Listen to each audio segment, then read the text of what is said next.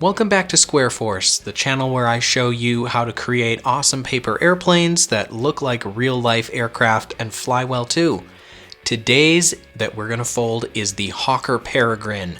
So this is a super sleek, really fast and small design that is inspired by the Hawker Harrier. So it's meant to be sort of a smaller jet, and that plane was actually a jump jet, so it could take off and land vertically.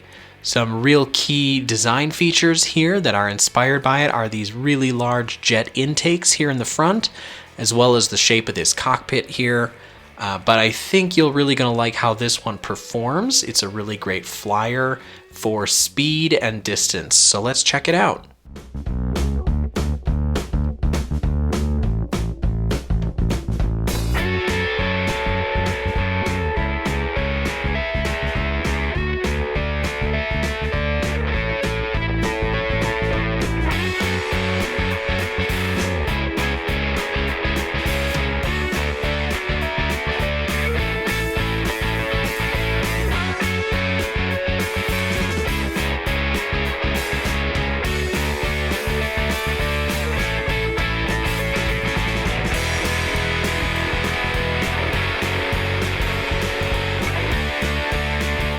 Okay, you're just going to need two things to fold the Hawker Peregrine. You're going to need a square sheet of paper. So if you have a rectangular sheet of paper, like an A4 or letter size paper, feel free to just cut off one of the edges so it's more of a square shape. The other thing you're going to need is a pair of scissors. This one does have a cut in it to make that vertical tail, so this is one of my designs that you'll need that little extra help from the pair of scissors. But let's get started. First thing you're going to do here is fold your paper in half, just like so. Make sure all the corners and edges line up really nicely, and crease it down. And next we're going to take our corners and fold them down so they fall into the center crease of the airplane.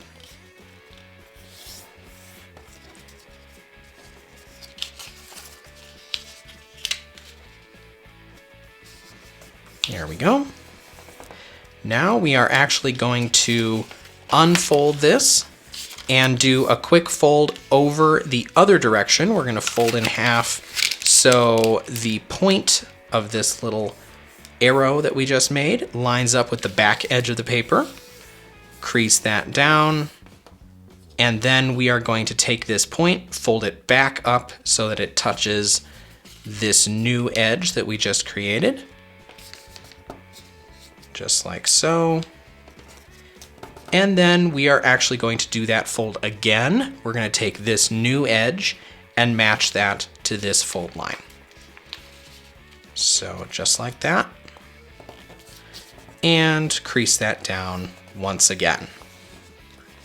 All right, now we are going to unfold those and actually fold this back in half. So now all the layers that we've been folding in, those corners of the paper, they're all within the internal section here. And then we are going to fold up on our wings right like this. So the bottom edge starts to match up with the top fold there. And of course, repeat on the other side.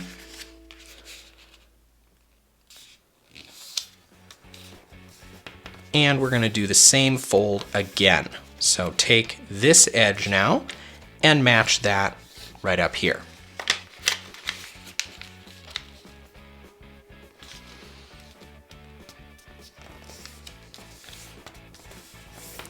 And we'll do the matching fold on the other side.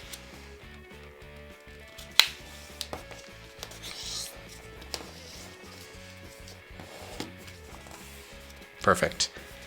Now we're going to take this front edge here and we're going to fold it down so it falls along this bottom edge.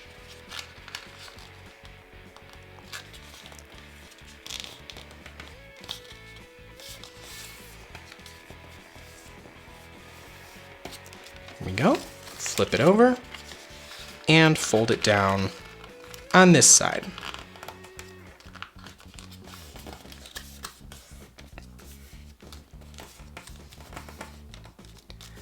Okay.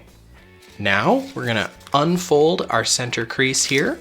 So we have the paper in this shape with the angles getting sharper down to the back edge.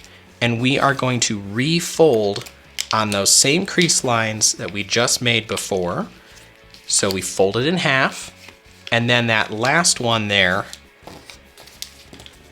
we fold it back up. So the tip of our airplane still extends beyond this edge, just like so. Okay, now that we've folded this little step into our paper, you may notice that the wings are starting to bubble a little bit here. That is totally fine. The way I like to fix these here is to fold the airplane back in half, right down the middle, and then up again onto this crease line. And then once it's in this position, we can just flatten those wings back out. And you'll see, most likely, the tip of your wing is either going to be very even with the back edge here or just a tiny little overlap. Much smaller than the overlap that's left here. We'll do that on the other side. And just smooth that crease out. Pull that edge just a little further. There we go. Next, we are going to take this corner here and we're going to fold it right where it overlaps here with this layer. We're going to fold this corner down so that it touches the bottom edge right here. Just like so. And then we're going to follow that all the way back. Yeah, it looks like I didn't fold it quite far enough, so let's do just one little adjustment there. Perfect. And then we are going to take this pre-existing crease that we made in an earlier step, and we're just going to fold that down so that new layer of paper we've added there is reinforced. Perfect. Then we're going to unfold this section here, and we're going to do one more fold just for aesthetic purposes here to make this area of the paper look a little bit more like a jet engine. What we're going to do is make a fold from this corner right here, so you can see where the edge of the paper and this crease line intersect right there at that corner. We're going to trace a line from there all the way to right in the middle between this point and this point of the paper.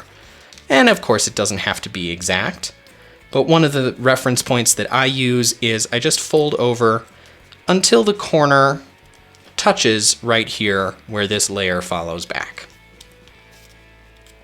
And let's just crease that down. And then we unfold it.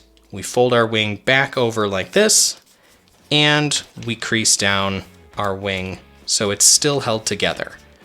Then we can just pop that up just a touch there, so from the front it looks a little bit more like a jet engine. All right, on the other side now we're going to do the same series of steps. So we fold from this point where that layer overlaps, fold this corner down to touch the bottom edge of the airplane, and then bring our wing back, crease that down, and then fold our wing over to reinforce that new crease. Open it up again, make a fold from this corner here to roughly the midpoint of that edge. And you can help that along visually by just matching this corner to this layer, this edge that runs back there. Right about like that. All right, open it up, fold it back together, fold that wing down just to keep everything in place, and then just pop that up slightly so we have a little bit more three-dimensional shape at the front of our airplane. All right, we are almost done here. This is a good opportunity to cut out the tail. So what we do here is we grab a pair of scissors and we open up the wings a bit.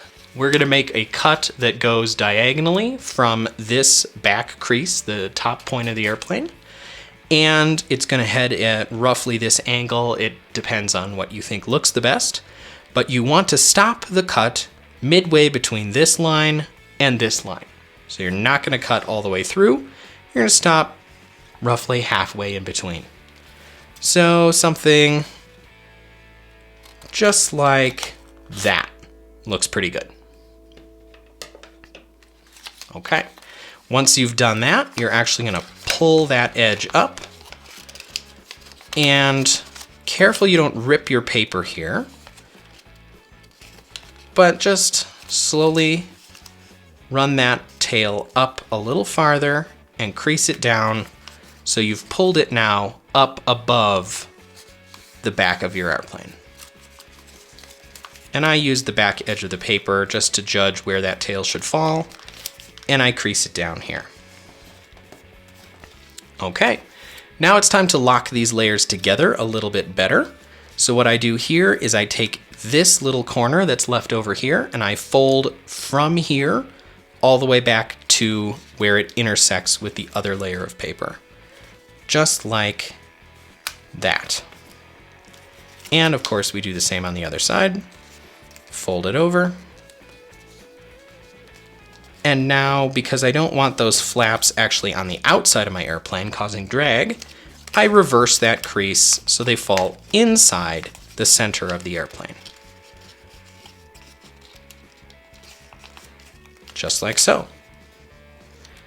And then I'm actually going to do the same kind of fold here with this back corner, except for this one, I'm going to go from where it intersects right here all the way back to where it just runs into the fold line for the wing. So something like so.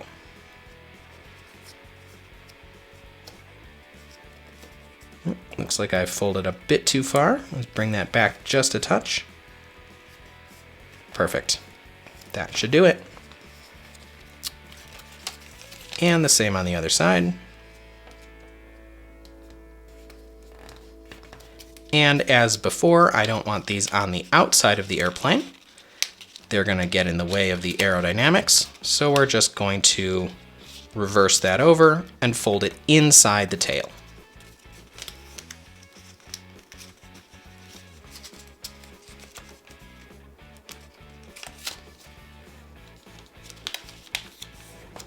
There we go. Again, this one just went a little too far, so I'm going to back it off ever so slightly so my wing can fold down nicely. Now that you've made those folds, the tail may need to be recreased just a touch. Starts to warp a little bit, but that looks pretty good the way it is. Okay, our last step here is to make these wings just a little bit better. This, if you can tell here, has a lot of weight to the front of the wings. This is a very nose-heavy airplane. And so we need to make these wings generate a little bit more lift. And the way we do that is we fold them down here alongside the body. And then from this back corner, right to where you see that line there disappearing underneath the wing, we're just going to fold up. Like so. And of course we do the same on the other side. Fold up from that back corner. Like that. And then we're going to fold back down, just bisecting that new layer that we just created. We're going to match this edge to this edge.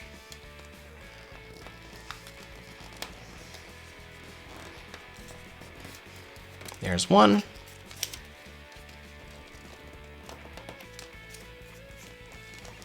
And two. Great. Now we're going to open these up a little bit. They should be at a pretty shallow angle. You don't need a lot of steep angles on this design, but something like that looks pretty good.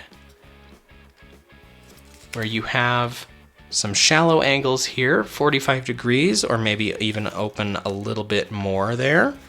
So you have just a little hump in the back of these wings. That is going to generate some lift and force the nose of this plane up when you throw it nice and fast.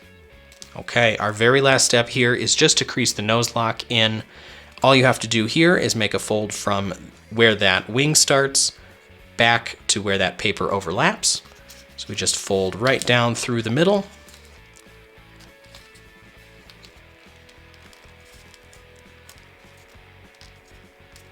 And then this triangle here, we open up the layers, push it forwards, squash it down, so it falls right against the bottom edge there. It's going to form sort of a diamond shape. And then we just bring it up along the nose, and then we open it and tuck it inside. Now the nose is held together really well. We can adjust these jet engines here in the front so they look perfect there. And that is the finished Hawker Peregrine. I found this plane has a tendency to roll a little bit. You can tell there's not a lot of lifting surface here to control it. So if that happens, simply open up one of these wings more or less as needed, or change the angle. Because it is based on the Hawker Harrier, which has an anhedral wing angle, I tend to do the same. You can see my wings are sloping down just a touch. And if you find that it is diving or rising more than you would like, you can of course adjust the angle of this upward sloped portion of the back of your wings. And that is the Hawker Peregrine.